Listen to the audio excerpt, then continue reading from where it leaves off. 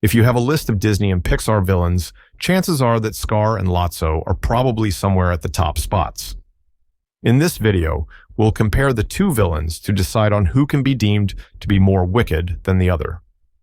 Let's start off with their underlying philosophy, their beliefs which serve as their driving forces. For Scar, it's the prideful belief that he is the smarter lion and therefore the more suitable ruler of the Pride Lands. Accompanying this belief are the emotions of resentment and jealousy against Mufasa and Simba for occupying the position he covets. For Lotso, due to the trauma of his replacement by Daisy, he perceives all toys to be worthless pieces of plastic waiting to be thrown away. Since they're worthless, Lotso has no hesitation in treating them like trash, or rather as meat shields under the act of self-preservation while he lives in luxury. As with all acts of evil, there is an immense level of self-centeredness at the expense of others. In both cases, Scar and Lotso rose to the top of their respective hierarchies and treated everyone as objects to be simply used for their own benefit. Under the rulership of Scar, the Pride Lands became subject to a state of death and decay, while for Lotso, he became the pseudo-warden of Sunnyside, turning it into his prison for him to run as he saw fit. Scar and Lotso are both guilty of their disregard for the lives of others. Scar's most chilling deed is his act of regicide in killing his brother and attempting to kill his nephew in order to usurp the throne.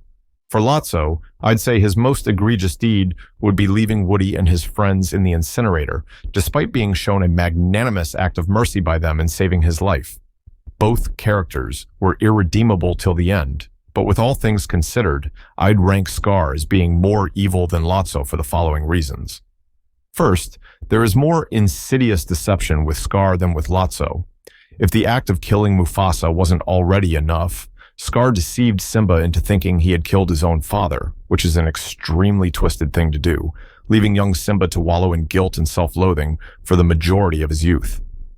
Lotso did do something similar when he lied to Big Baby in saying that Daisy had also replaced her, thus depriving them of their relationship. But I'd reason that Scar's deception of causing a son to believe that he killed his father is much worse. Next, their levels of sadism. Both characters inflict much pain onto the others around them, but Scar visibly takes much more pleasure in the suffering or the demise of others. Take the death of Mufasa, for instance. In his last words to his older brother, Scar tells him the words, "Long live the king," with a devious grin on his face. This would communicate the notion that Simba would be his next victim, the horror of which is reflected on Mufasa's face. So it's not even enough that Scar was responsible for Mufasa's death, he had to sadistically rub it in and leave Mufasa with the thought of his son's impending death before his own demise.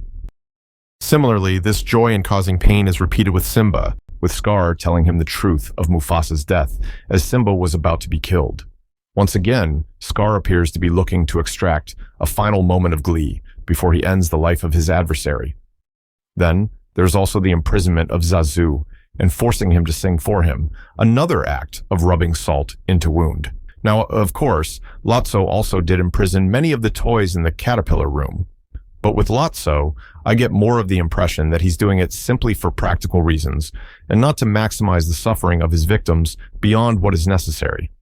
It's more business than personal for Lotso, while for Scar, it appears to be vice versa. Next, let's consider the state of their respective environments at the height of their powers. For Lotso, there is a great divide at the Sunnyside daycare, with the victims in the caterpillar room and the victors in the butterfly room.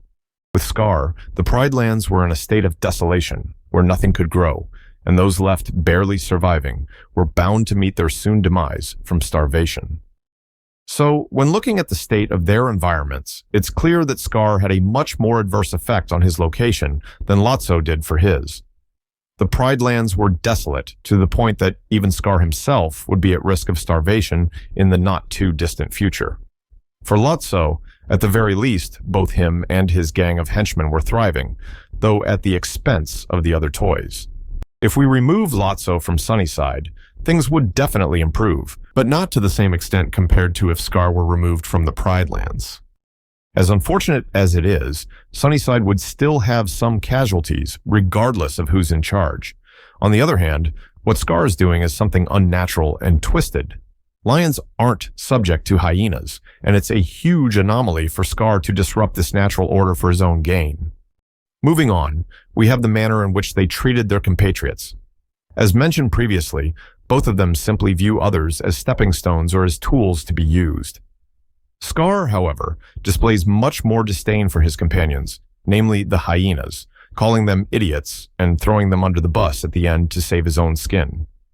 Lotso, on the other hand, appears to treat his colleagues in the butterfly room in a more civil manner, ensuring that they get their dues as part of his rewards and promotion program. Now, at the start, I mentioned their respective philosophies, the underlying beliefs that drive Lotso and Scar's actions. Another reason that illustrates why Scar is more evil than Lotso is the comparison of the validity of their beliefs. Scar believes he is the smarter lion, and therefore more fit to be king, even going so far as to declare himself as 10 times the king Mufasa was. In looking at the state of the Pride Lands during his tenure, we can clearly see this is not the case. Scar could not do a worse job in managing the Pride Lands, and therefore he could not be more wrong in his perception that he was a superior ruler. Perhaps Scar himself knows this deep down, and out of insecurity he forbids anyone from even mentioning the name of his older brother. As for Lotso, he believes that toys are just worthless pieces of plastic waiting to be thrown away.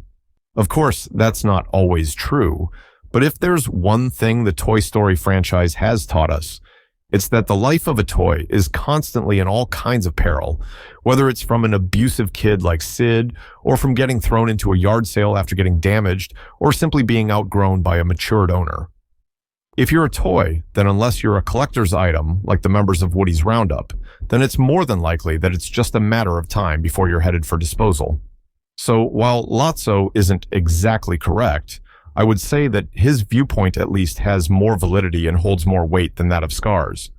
Let's look at their present circumstances as well. After being emotionally scarred from his replacement with Daisy, Lotso sees no value in the fleeting affection that an owner can give. One day, the owner will eventually outgrow him and either donate him, sell him, or worse, throw him into the trash.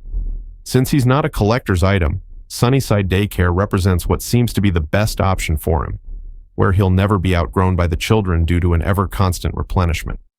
Also, it should be highlighted that Lotso is a plush toy, one consisting of cotton-stuffed fabric held together by threads, which is nowhere as durable as another toy made of sturdier materials, like hard plastic, for instance. If Lotso were to be subject to the harsh treatment in the caterpillar room, it's safe to assume that his lifespan would be cut short indeed. So while his act of taking over Sunnyside is selfish in every sense of the word, perhaps it could very well be a necessity to ensure his long-term survival. Now contrast this with Scar, who still has access to the Pride Lands, and we can assume he's still allowed to hunt, given this zebra leg he gave to the hyenas.